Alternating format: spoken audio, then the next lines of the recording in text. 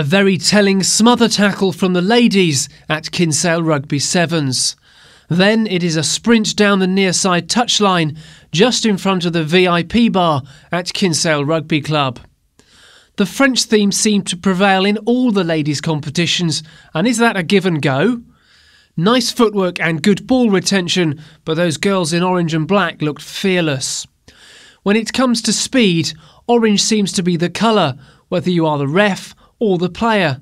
They even played with an orange rugby ball at Kinsale Sevens this year. Hold on to that rugby ball. The blokes seemed happy to dress as women and also watch ladies rugby, whether it was an elite or a social game.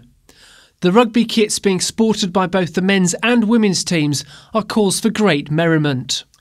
In the elite ladies competition, Wooden Spoon competed very strongly and showed great technique at the breakdown. The French ladies came in all shapes and sizes, but it is always the military drilled French Navy team that catches the eye. Is that a knock-on? The standard of women's sevens rugby at Kinsale in 2013 augurs well for the future of the tournament and the growth in popularity for rugby sevens.